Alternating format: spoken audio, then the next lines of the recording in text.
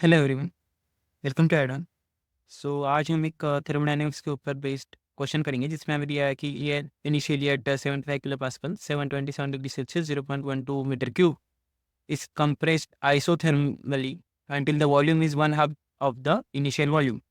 Further, it is cooled at constant pressure till its volume is again half. Sketch the process on a PV diagram. Find the total work transfer for the two processes.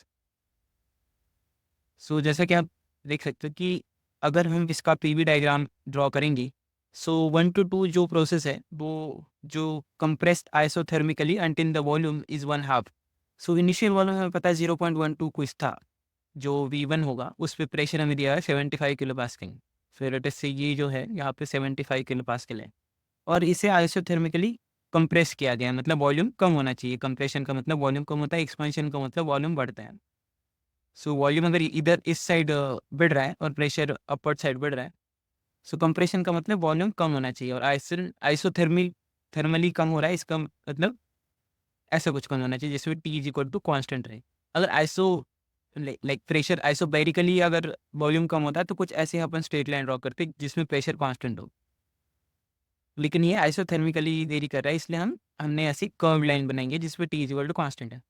तो ये होगा process 1 to 2। और हमें दिया गया है कि इसके बाद further it is cooled at constant pressure till its volume is again half. So again इसको कूल किया गया है जब तक इसका वॉल्यूम अगेन हाफ ना हो। जैसे यहाँ पे लेटेस्ट से सन वॉल्यूम इज 0.06, क्योंकि 0.12 अगर इसका इनिशियल वॉल्यूम था उसका जो हाफ होगा वो होगा 0.06, जो कि ये वॉल्यूम V2 है। और V3 जो होगा वो इसका भी हाफ होगा, जो कि होगा 0.03।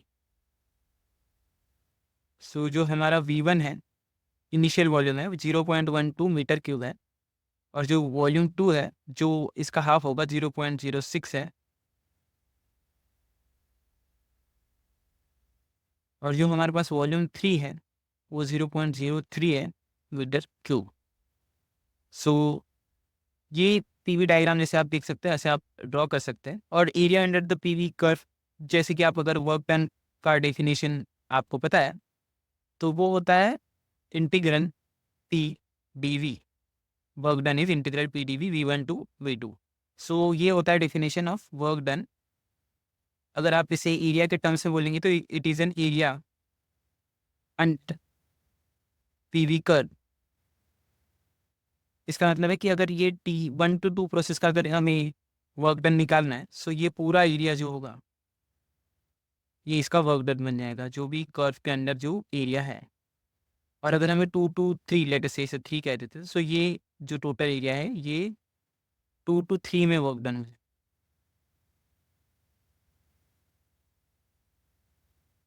या सो ये 1 होगा work done in isothermal process, and 2 जो होगा work done in isobaric process.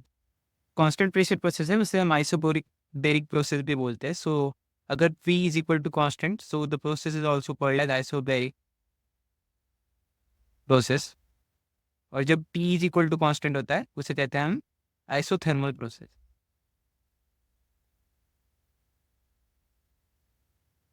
सो अगर आपने इनिशियल कंडीशन लिख ली, जैसे V1 दिया है, P1 भी दिया है 75 किलो पास्कल, और T1 दिया है 727 डिग्री सेल्सियस, जो कि होगा 727 + 273 यानी 1000 केल्विन। हमेशा जब भी क्वेश्चन आए तब आप डिग्री सेल्सियस को केल्विन में कन्वर्ट करेंगे, क्योंकि जो गैस कांस्टेंट्स है जैसे आर हो गया तो उसकी वैल्यू हमेशा केल्विन में डिफाइंड होती है। सो डिग्री सेल्सियस में नहीं रखेंगे इसको, हम केल्विन में हमेशा कन्वर्ट कर देंगे जो डिग्री सेल्सियस की वैल्यू हो। सो हमें निकालना है कि वर्क डन क्या होगा। जैसे हमने पीवी डायग्राम तो निकाल ही लिया है, सो हमें निकालना है कि जैसे अगर हम इसे रब करें इलस्ट्रेशन को, सो हमारे पास था ये कांस्टेंट आइसोथर्मल प्रोसेस, ये होगा पीवी डायग्राम। और अगर आपको वर्क निकालना है इन प्रोसेस 1 to 2, सो अगर आपको फॉर्मूला पता है for isothermal process, so for isothermal process work done is nothing but P1 V1 ln of V2 by V1। अगर आपको ये फॉर्मूला पता है तो आप सीधा इसमें वैल्यूज पुट करके आंसर निकाल सकते हो।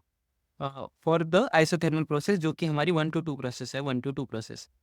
और फॉर आइसोबेरिक प्रोसेस जो वर्क डन होगा वो होगा पी जो भी है इंटू V3 - V2। और जो ये प्रेशर होगा ये होगा P2, क्योंकि P2 is equal to P3, सो ये P2।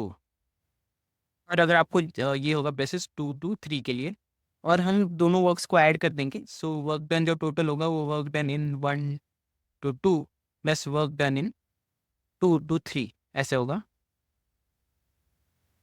क्योंकि वर्क डन जो है वो पाथ फंक्शन है, वो एक पॉइंट फंक्शन नहीं है। So it it will be just adding, जो 1 to 2 पाथ है और 2 to 3 पाथ है उनको ऐड कर देंगे तो 1 to 3 वाला वर्क मिल जाएगा। सो अगर आपको ये फॉर्मूला कैसे आया ये जानना है, सो इसका जो सिंपल ट्रिक है वो है इंटीग्रेशन पीडीवी, क्योंकि वर्क डन का फॉर्मूला हमेशा इंटीग्रेशन पीडीवी होता है, चाहे कौन सी भी स्टेट हो, isobaric, isochoric, isothermal, isentropic compression. So जो भी आपका एडियाबेटिक प्रोसेस, सो जो भी आपका प्रोसेस हो, वर्क डन का फॉर्मूला कभी चेंज नहीं होगा, वो इंटीग्रेशन पीडीवी ही रहेगा फ्रॉम V1 to V2। सो अलग प्रोसेसेस के हिसाब से आप प्रेशर की वैल्यू आप पुट करते जाए, आपको फॉर्मूला मिल जाएगा। जैसे आइसोथर्मल प्रोसेस के लिए अगर आप आइडियल गैस इक्वेशन लगाओगे, so P V is equal to let say N R D M. अगर आर की वैल्यू आप किलो जूल पर केजी केल्विन में ले रहे हो तो इसमें एम आएगा, और अगर आप किलो जूल पर मोल केल्विन में ले रहे हो तो इसमें एन आएगा, जो मोल रहता है N, P V is equal to N R D. अगर आप आर की वैल्यू किलो जूल पर केजी केल्विन में ले रहे हो तो एम आएगा, P V is equal to M R D. यही याद रखना है। So P V equal to M R T आ गया। सो अगर आप पी को रखोगे कि M R T by V D V integration V1 to V2, so M R T को आप कॉमन निकाल लो, क्योंकि ये तो कांस्टेंट रहेगा, constant. So D is equal to constant for isothermal process, so ये बनेगा integration D V by V V1 to V2। So M R T को आप P1 V1 भी लिख सकते हो, या कुछ एम आर टी ही रहने देते हैं अभी के लिए। Integration D V by V को आप एल एन वी भी लिख सकते हो, विच इज़ अगर आप वैल्यू पुट करोगे तो LN V2 - LN V1 which is LN V2/V1। और एम आर टी को आप P1 V1 भी लिख सकते हैं, P2 V2 भी लिख सकते हैं। तो ऐसा फॉर्मूला बनता है P1 V1 LN V2/V1, जो कि आपने यहाँ पे देखा। और अगर आपको सेकंड वाला फॉर्मूला कैसे दे रहा है वो पता करना है, जो कि है P2 इंटू V3 - V2 वाला फॉर्मूला। सो ये फॉर्मूले के लिए आप integration again P D V लगा V1 से V2 तक, और प्रेशर तो आपका कांस्टेंट है तो आप इसे बाहर निकाल सकते हो। सो ये हो जाएगा प्रेशर जो भी है इंटू इंटीग्रेशन डी वी, जो V हो जाएगा V2 - V1। और P जो होगा वो कांस्टेंट प्रेशर होगा, तो हमारे केस में ये P2 है, या P3 भी, क्योंकि P2 is equal to P3 हमारे केस में। सो P2 इंटू V3 - V2 हमारा जो वर्क हो जाएगा, जो हमने यहाँ पे लिखा है। कोई फॉर्मूला पता है तो अच्छा रहेगा, अगर नहीं पता है तो आप इसे डिराइव भी कर सकते हैं। सो बट याद रखना हमेशा अच्छा ही होता है। सो आइसोथर्मल प्रोसेस के लिए अगर आप वैल्यूज पुट करोगे, P1 की वैल्यू आपके पास 75 है इंटू 10⁻3, क्योंकि ये किलो पास्कल में है, और वॉल्यूम की वैल्यू है 0.12 into LN of 0.12 divide by 0.06, sorry 0.06 divided by, क्योंकि ये V2/V1 है, सो ये 0.06 डिवाइडेड बाई 0.12 होगा। इसकी वैल्यू आएगी कुछ -6.23 किलो जूल। सो या आप इसे कैलकुलेटर में कैलकुलेट कर सकते हो, आपको वैल्यू आएगा -6.23 किलो जूल। और अगर आपको सेकंड केस में, जो आइसोबैरिक केस में वर्क डन निकालना है, सो P2 आपको पता आना चाहिए, जो आपको पता नहीं है। V3 आपको पता है 0.03 है, और V2 आपको पता है 0.06 है, लेकिन आपको P2 नहीं पता, तो P2 आप कैसे निकालोगे? सो आपको पता है 1 to 2 process constant temperature process है, विच इज़ अगर आप P V is equal to M R T देखोगे, अगर टी जो है इसको कांस्टेंट करना चाहे तो आप ऐसे भी कर सकते हो, P V by M R is equal to P V by M R, क्योंकि दोनों का टी कांस्टेंट है। जैसे टी अगर निकालेंगे तो P V by M R आएगा, सो ये कांस्टेंट है, सो ये कांस्टेंट होना चाहिए 2 to 3 process, sorry 1 to 2 process. So 1 to 2 के लिए कांस्टेंट होना चाहिए, सो P1 V1 P2 V2 ऐसे आप लिख सकते हैं। एम आर तो कट जाएगा क्योंकि वो कांस्टेंट है। सो अगर आप P2 निकालना चाहो तो आप ऐसे बोल सकते हो कि P1 इंटू V1/V2, इसका मतलब आएगा 2 टाइम्स ऑफ P1 जो कि आएगा 150 किलो पास्कल। तो आप यहाँ पे रखो 150 इंटू 0.03 माइनस 0.06, तो आपका वैल्यू आएगा माइनस ऑफ 4.5 किलो जूल।